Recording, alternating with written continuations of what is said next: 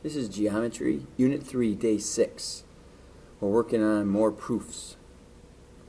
When we start out with these proofs, the first thing you want to do is be looking at the figure. Recognize that the given information, that's the given information that we know to definitely be true. There's no question about that. So angle 4 is a right angle. Look at your figure, see if you can find out where angle 4 is, see if you agree or if you understand that angle 4 is a right angle, and that's why they have the box there. Now what we're trying to come to the conclusion is that angle 2 is 90 degrees. Now you can't start a proof until you can agree to yourself, until you can understand how that path would work. If angle 4 is a right angle and angle 2, how are we going to get to say that angle 2 is 90 degrees? Well, when we look at it, you have to make a plan. And our plan would be that a right angle is 90 degrees. A right angle, in this case, this number 4 angle, is vertical with angle 2. So 4 and 2 have to be congruent, which means that they're equal. And vertical angles are equal, so therefore 2 is 90. You need to convince this to yourself before you start your proof. So remember, we use a 2-column proof with statement and reason. We number our statements.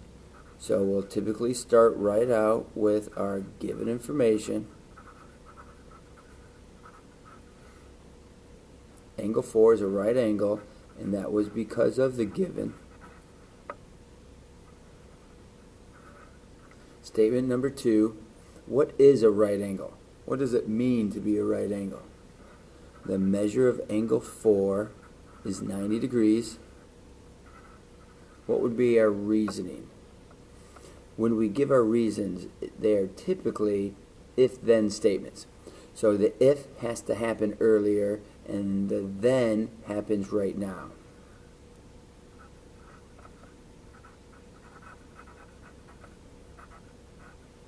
If right angle, then 90 degrees. That's about as short as you can make that statement. If you would like to use more words and say, if an angle is a right angle, then its measure is 90 degrees, that would be outstanding. This would be the shortest way that you could say that. Alright, once we say that angle 4 is 90 degrees, what would be our next step? There's nothing else to say about the right angle or the 90. Now we start looking at the picture and we notice the relationship that we have between angle 4 and angle 2. So what type of angles are 4 and 2? They're vertical angles. So what do we know about vertical angles? We know that angle 2 is going to be congruent to angle 4.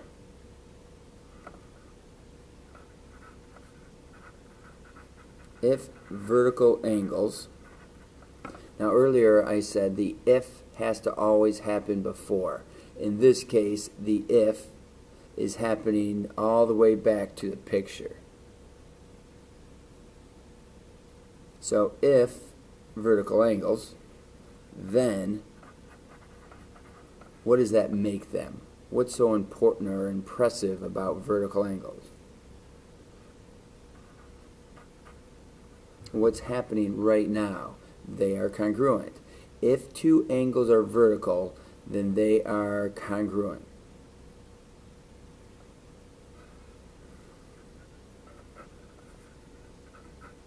Now this seems like a silly way to do this next step, but that's because we're dealing with an equal sign, and currently we have a congruent symbol. We have to get the congruent symbol into the equals. So we say that the measure of angle 2 would therefore have to be equal to the measure of angle 4. If two angles are congruent, then they are equal in measure. So if congruent happened earlier, then is happening right now, they're equal.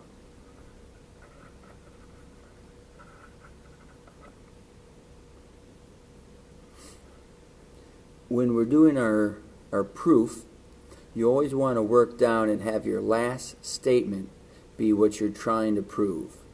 This is always going to be your last statement. The question is, when is your last statement? You got to be sure you go in a nice, clean, logical order. First, we talked about the right angle, and we said that it was 90. We showed that the angles were vertical. They were equal in measure. Now, because angle 4 is 90 degrees, we're going to substitute that in. So this is now going to say the measure of angle 2 equals 90 degrees. And that's called substitution. Property of equality. And we can abbreviate that with POE. Property of equality. If you're going to write POE, you need to know what it stands for.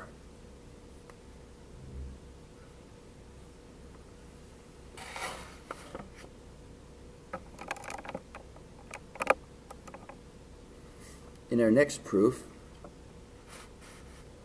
remember you always start out your planning by looking at the picture. I see 3 angles. 2 of them look acute. 1 of them looks obtuse. Okay, we're naming them with numbers rather than all the letters. My given information, angle 1 and angle 2 are supplements. Angle 1, angle 2, supplements. Okay, that means that they're going to add up to be 180. Supplements and supplementary, they're meaning the same thing. Angle 3 and angle 2 are also supplements. Okay, that makes them add up to 180. I'm supposed to show that 1 is congruent to 3. And notice that 1 and 3 are not one of the pairs of numbers. It's 1 and 2 are supplements, 3 and 2 are supplements, 1 and 3 are supposed to be congruent. See if that makes sense. Let's pretend that angle 1 is 60 degrees. What would that make angle 2? Remember, 1 and 2 are supposed to be supplements. 1 and 2 are supplementary. They add up to 180. So this has to be 120 degrees. So if angle 2 is 120 degrees and 3 is supplements with 2, what would 3 have to be? 3 and 2 have to add up to 180 also. So that makes that 60. So I see now why they say that 1 and 3 have to be the same measurement. Because if 1 and 2 add up to 180 and 2 and 3 add up to 180, 1 and 3 would have to be the same number because 2 is not changing. We can't do it with numbers, but sometimes we can convince ourselves or make us understand what's happening with numbers. So we have angle 1 and angle 2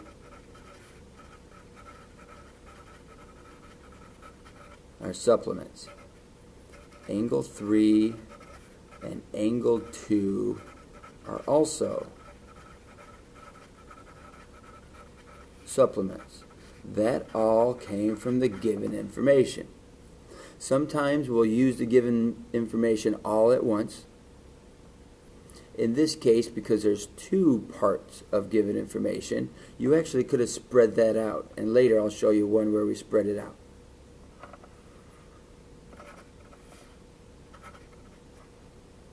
What does it mean to be supplements?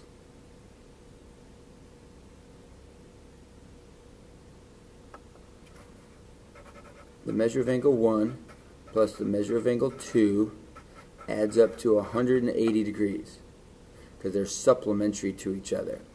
The measure of angle 3 plus the measure of angle 2 also adds up to 180 degrees.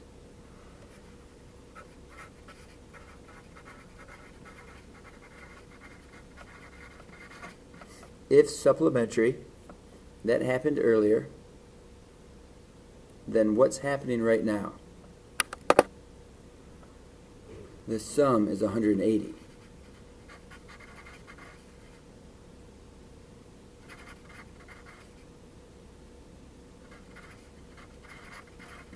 Then the sum is 180. Now, remember, we have to get numbers on opposite side of some symbol, and this is congruent right here. We don't even have congruent yet, but we don't have numbers on both sides. We have a 180. So how can we get rid of that 180 and get some, maybe a 3 over there? If they're both equal to 180, then that makes both of those statements equal to each other. The measure of angle 1 plus the measure of angle 2 has to equal the measure of angle 3 plus the measure of angle 2. If A equals B and B equals C, then A equals C. If these two things equal the same thing, then they equal each other. We could call that transitive property of equality. We could also, because it's equal signs, I like just to call it substitution. Property of equality.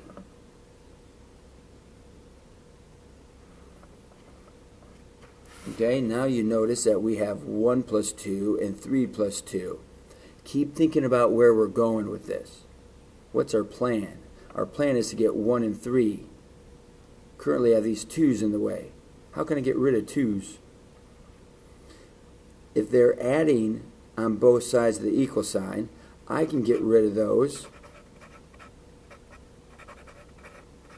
by doing what? Subtraction.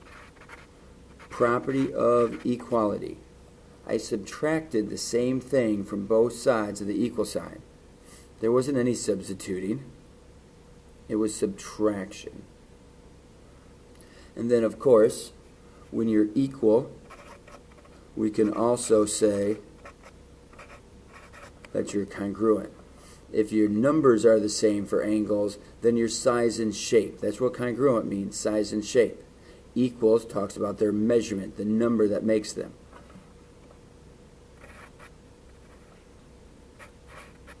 If equal,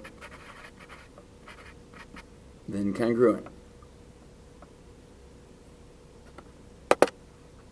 On the next page, look at your picture. It's where we always start.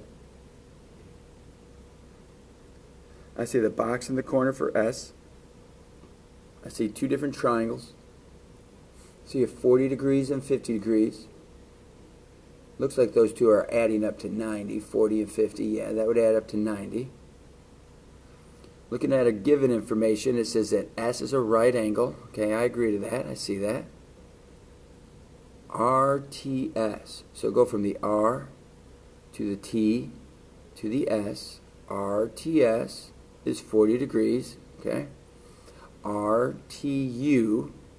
So trace it out with your pencil, trace it out with your finger, trace it out with your eyes. RTU is 50 degrees. Okay, I agree with that. I see that. We're supposed to show that angle S is the same as STU. STU. Oh, S, which is a right angle, and STU, which is made up of 40 and 50, which is 90 degrees, which is also a right angle, they're supposed to be congruent to each other. I see that. So if a right angle is 90, and these add up to 90, then they're going to be equal to each other, which makes them congruent to each other. That's my plan. You can't do a proof without a plan. Notice I haven't started to write the proof yet. So the first thing I'm going to talk about is that angle S is a right angle. That was from the given information. Now I could have written down all three pieces all at once, But because I have more to talk about with a right angle, I'm going to suggest, let's just write that down for now. What does it mean to be a right angle?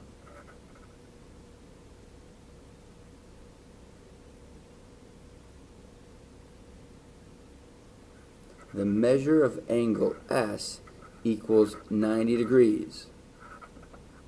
What would be our reasoning for that? It's an if-then statement. If happened earlier, then's happening right now. If right angle, then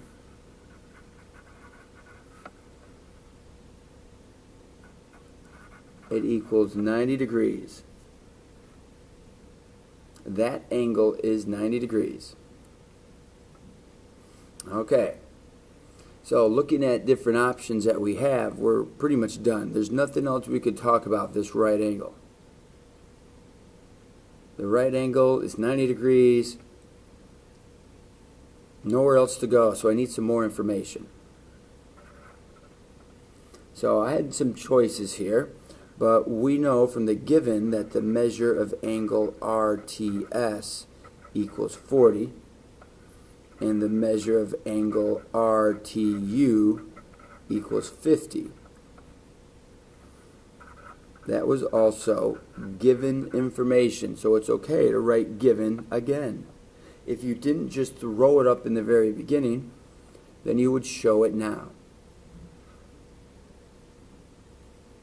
Alright, so what happens here,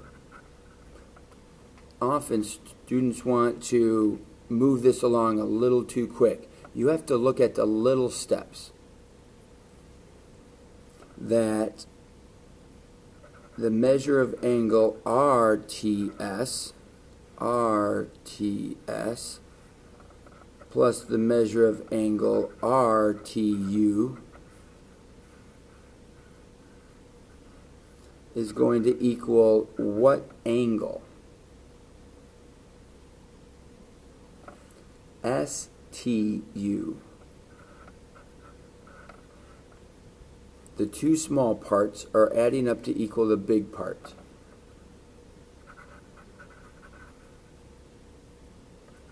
This would be angle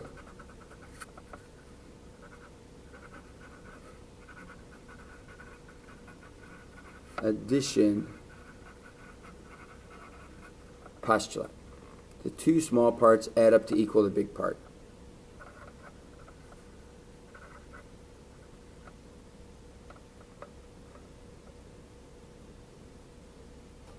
Then we substitute in our values.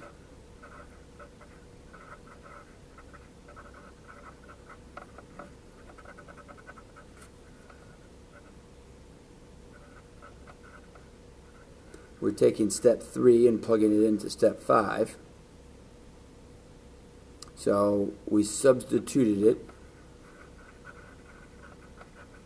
Substitution, property of equality. We're going to bring those terms together. So, lack of a better term, it's collect like terms.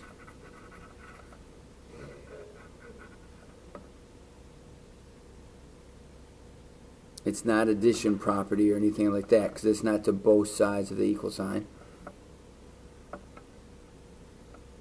What else is 90? We said that S was 90. So we can say that the measure of angle S equals the measure of angle STU.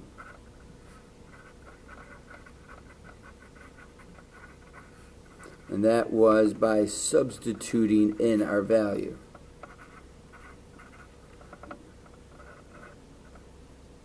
And then we can turn that into a congruent symbol.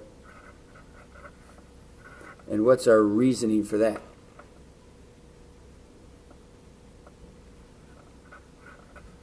If equal, then congruent.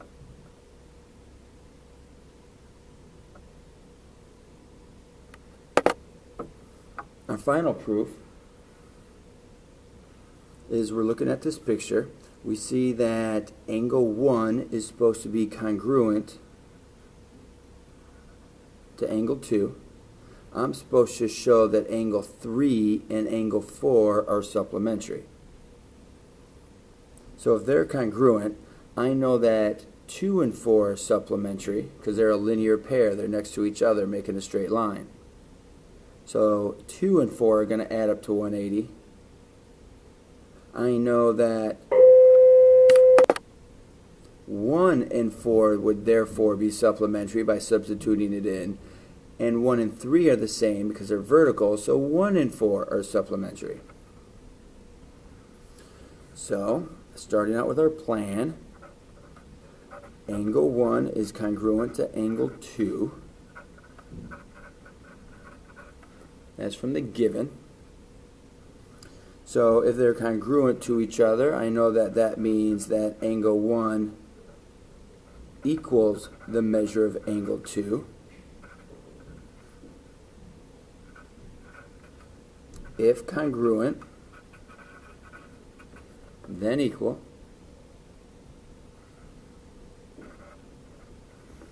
Well, I'm all done with 1 and 2. There's nothing much more I could say about 1 and 2. So what else can I talk about?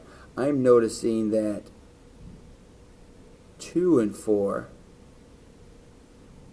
make up this straight line. 2 and 4 are a linear pair. So if you're a linear pair, then you're supplementary. I know that angle 2, comma, angle 4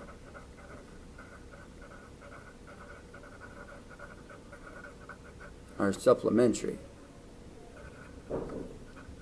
If a linear pair, then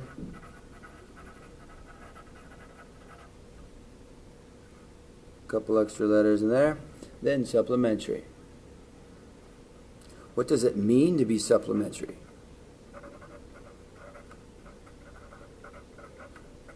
That means they add up to 180 degrees.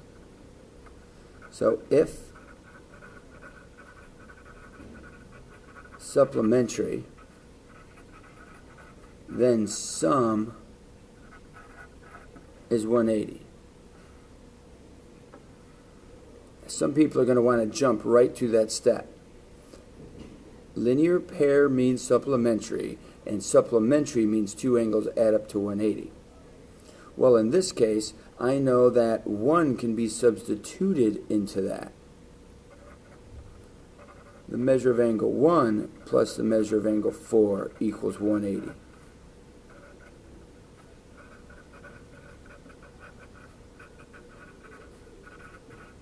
Substitution property of equality. I also know that angle 1 is congruent to angle 3. I got to get 3 involved here somehow. 1 and 3 are vertical angles. So if vertical angles, then congruent angles. And of course, if they are congruent, then they're equal in measure. So if congruent, then equal. Some people ask, why do you do that? What's the point of that extra step? Because that allows us to substitute in. So now in place of the 1, I can plug in the 3.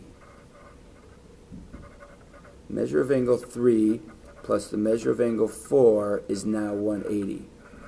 And that's called substitution property of equality. What does it mean if 3 and 4 add up to 180? If they add up to 180, then that makes angle 3 and angle 4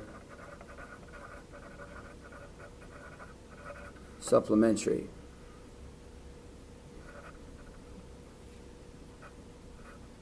If sum of 180, if two angles have a sum of 180, then they are supplementary. And notice our last statement in our proof is what we're trying to prove. They're supplements, or they are supplementary with each other.